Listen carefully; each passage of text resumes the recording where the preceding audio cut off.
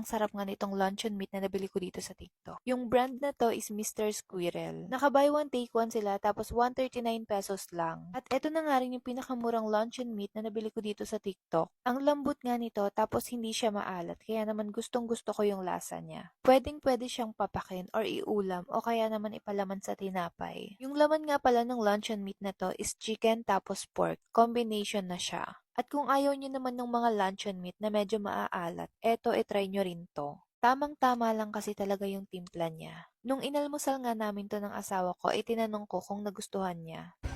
Anong lasa? Masarap, malasa, malambot. 1, 2, 3, 4, 5, 6, 7, 8, 9, 10, 11, 12. Isang dosena na po na luncheon meat for only 500 pesos lang po ito mga auntie ko. And right now, naka-free shipping pa rin sila at sobrang sarap talaga nito mga auntie. Sulit na sulit talaga kasi nga 12 pieces na po yung darating sa atin mga auntie ko. Sa murang halaga po nito mga auntie ko, sobrang sarap kasi pinaghalong pork at chicken mga auntie ko. Sobrang tagal pa ma-expire kasi nga 2027 pa yan mga auntie ko. An easy open ka na rin yan mga auntie ko. Napakadaling lutuin mga auntie ko at mga auntie ko, perfect ang pangnegosyo, perfect din tong pangbaon mga auntie ko, perfect din tong pang snacks natin mga junakis mga auntie ko. Ano pang hinihintay nyo? 198 gram na yan mga auntie ko.